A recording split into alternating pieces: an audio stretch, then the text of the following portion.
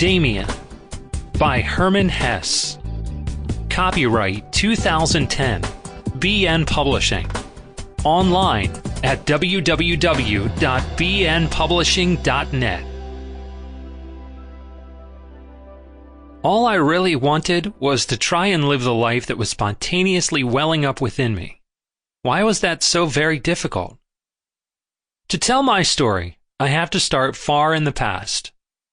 If I could, I'd have to go back much farther yet, to the very earliest years of my childhood, and even beyond them, to my distant origins.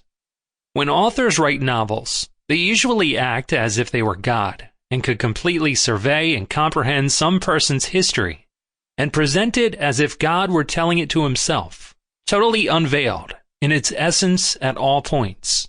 I can't, any more than those authors can. But my story is more important to me than any author's is to him, because it's my own. It's the story of a human being, not an invented, potential, ideal, or otherwise non-existent person, but a real, unique, living one. To be sure, people today have less of an idea than ever before what a really living person is. In fact, human beings, each one of whom is a priceless, unique experiment of nature, are being shot to death in carloads. If we weren't something more than unique individuals, if we could really be totally dispatched from the world by a bullet, it would no longer make sense to tell stories.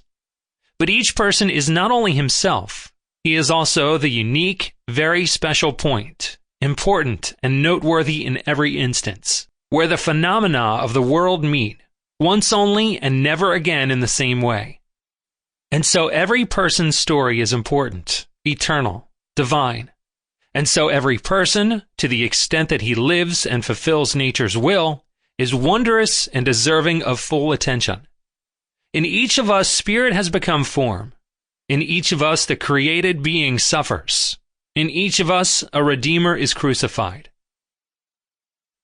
Not many people nowadays know what man is. Many feel it, and therefore die more easily, just as I shall die more easily when I have finished writing this story. I have no right to call myself one who knows. I was one who seeks, and I still am. But I no longer seek in the stars or in books. I'm beginning to hear the teachings of my blood pulsing within me.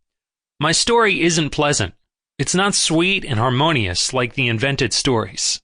It tastes of folly and bewilderment, of madness and dream, like the life of all people who no longer want to lie to. Sample complete. Ready to continue?